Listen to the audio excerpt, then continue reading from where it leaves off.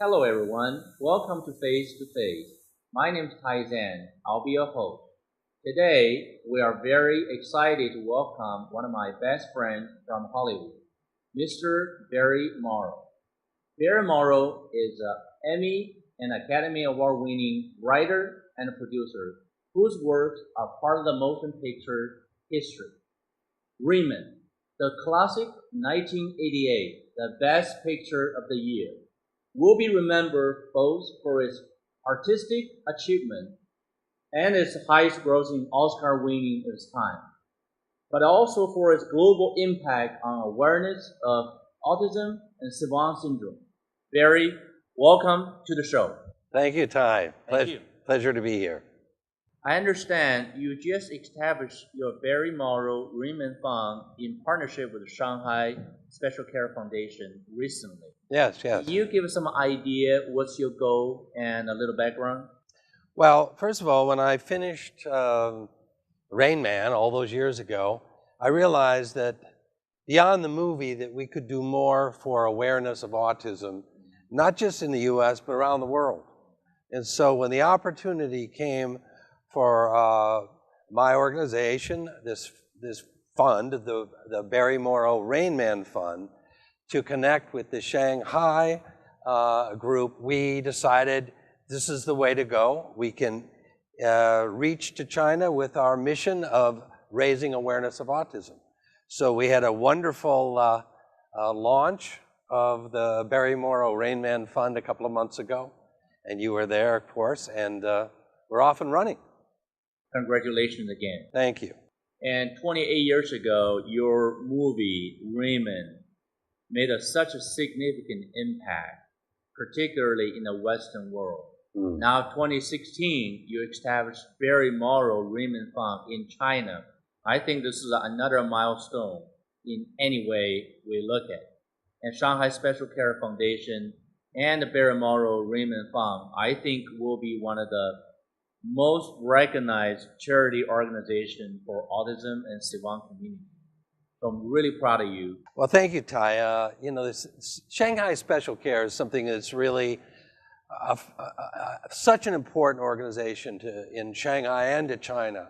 It's the equivalent of the Special Olympics that we have here, essentially, and it has many obligations to populations that need help, have disabilities such as autism, savant syndrome, or related disorders. So by joining forces, the Barry Morrow Rain Man Fund with the Shanghai Special Care, I think we can create something that will have a profound effect on the lives of families in China who have autistic children. And on May 25th, 2016, a few months ago in Shanghai, launching ceremony was so successful, generated a huge attention from mainstream media, community groups, and more importantly, to those parents who have autism, a kid or relative. Is there any particular goal or plan for the rest of the year as far as Barry Morrow Riemann Fund will carry on? Are you able to elaborate a little bit? Absolutely. The first thing that we will be doing is we are raising funds to create a documentary that will hopefully shine a spotlight on autism and savant syndrome in China in a way that will also have interest for American audiences. The idea is we're going to find some of these savants who are in China who aren't even known to the general public. Because of the feelings of shame with people with disabilities, many times these wonderful people are kept inside their homes or in their rooms, and because nobody knows, where they're like aliens. Where did they come from? Well, they're not aliens, they're us. But they often have wonderful gifts. We can learn so much from them. The musicians, the artists, they have much to teach us about ourselves. I like the documentary idea. I think it's one of the most powerful and efficient way to share the idea, philosophy, and treatment, particularly as you, one of the top screenwriters I really like documentary story. And when you carry on the documentary idea, is there any particular group or organization you want to partner with in order to carry on the real mission as far as diagnostic, treatment, and everything else? The team is more than just me and a few people who are with the Barry Morrow Rain Man Fund. We have a very unique opportunity to partner with the Treffert Center. Now, the Treffert Center is in a place called Fond du Lac, Wisconsin. Maybe not a well-known town, but it will be and it should be, because Dr. Daryl Treffert, who is the world's leading authority on savant syndrome, and who was also the chief medical advisor on the movie Rain Man, those 28 years ago. He's retired now, but he has lent his name to something called the Treffert Center, where they do evaluations, diagnostics, treatment, education with individuals with autism and for their families. Our goal, and we're just beginning this now, is to bring a team of Chinese doctors, social workers, therapists to Dr. Treffert's center in Wisconsin, where his team of experts will instruct Chinese visitors and the doctors of how we do the diagnoses and treatment here in the U.S. We've been doing it for a while, you know, and China and the U.S. are at a stage now in our development where we need to start to shake hands and trade, not just tourists, but, you know, strides forward in medicine and all the things that can help humanity. That's our goal. And I understand Dr. Treffert was the chief medical officer for your Rain Man movie. Is that right? Absolutely. He's a wizard. He's one of my mentors. I think this is a great ideal situation. Now, 28 years later, your Paramore Rain Man Fund partner with Dr. Treffert Center with all the knowledge. It will further advance this particular project. I think this is the perfect choice for you, for Dr. Treffert, and Shanghai Special Care Foundation. Thank you. I agree. But let me say this. You know, Rain Man was a big success. I know that. But it's still a movie. And movies are shown, they're remembered, they're awarded, but they disappear. These families with autism in their family, the children, and adults too. And, you know, they're not all children. They grow up. They remain. So the movie was wonderful, and it allows me a platform because everyone knows Rain Man. But that's not my mission now. That's over. My mission now is to actually change lives, individual lives, on a mass scale once we get to that point.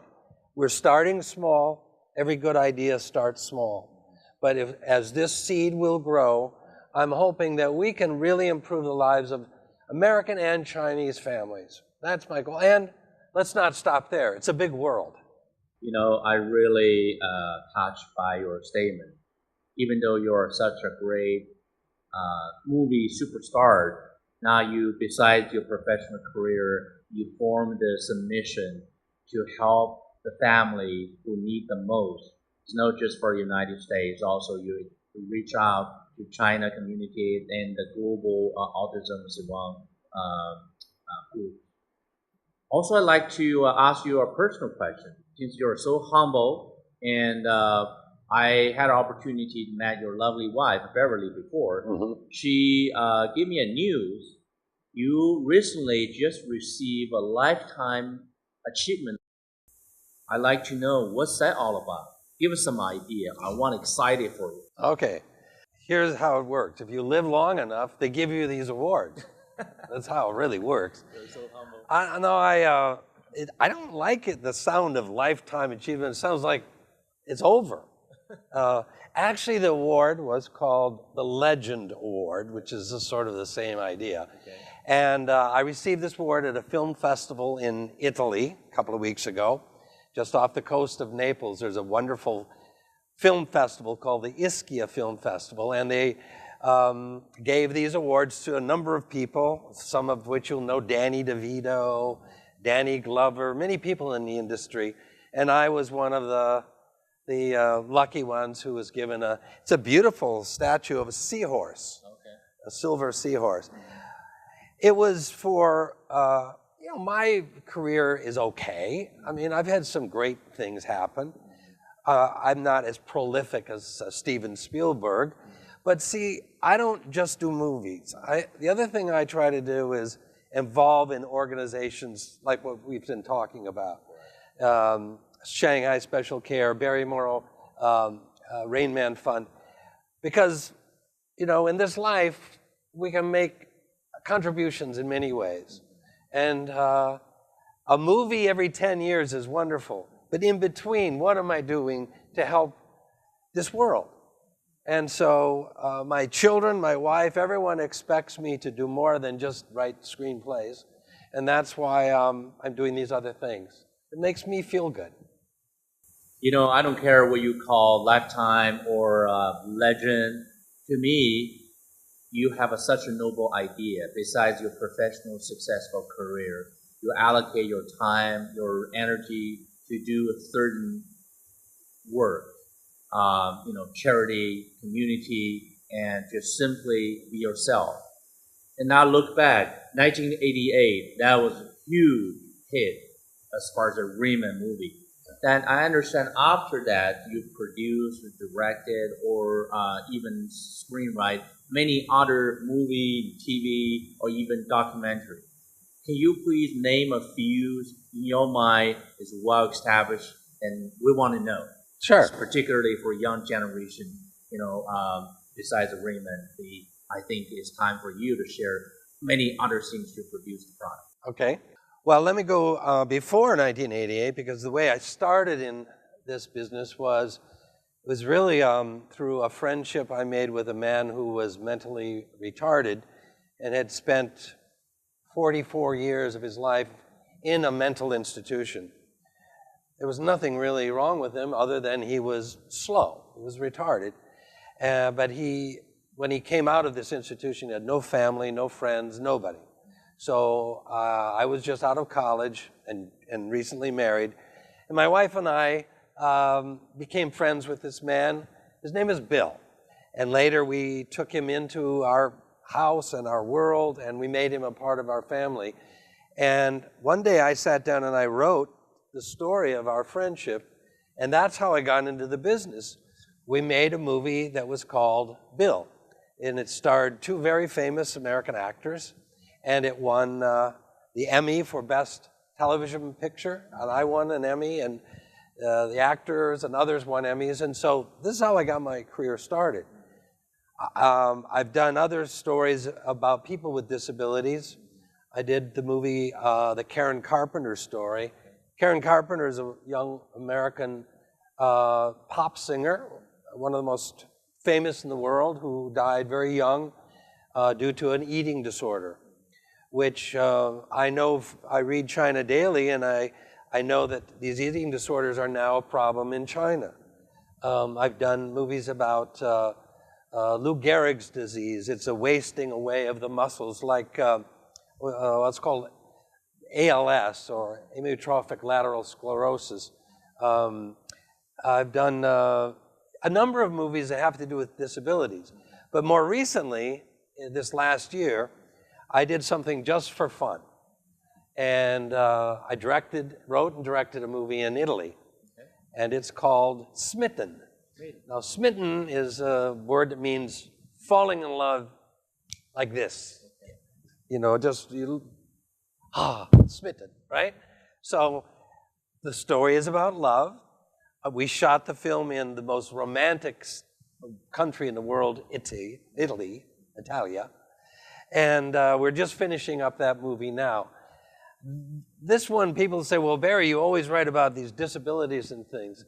Why is this, your subject? Well, this world needs love. right now we need to remember the important things. Family, our friends, the people who are dear to us. In our busy world, sometimes we forget about this. So this is my way of sending a little note to my children and my grandchildren that the most important thing is love. So the film name is called Smitten. Smitten, yes. So typically when you finish the product, who decide what's the film name? You as a director or group of wisdom or by the producer? A different name to start with. And we changed it because we could tell we were trying to make this more a family-friendly movie, and we needed something fun and catchy. Smitten is fun to say. And we have an exclamation point at the end of it. So you just see the title and you say, oh, this sounds fun. And that's what I want to have people drawn into. Now, if it's a studio movie with hundreds of millions of dollars, they will do focus groups and they will do all kinds of things. But you know what? You can never science can't tell you what's going to work in a story or art. It just comes from the heart. And so you have to have talented people and you have to trust them.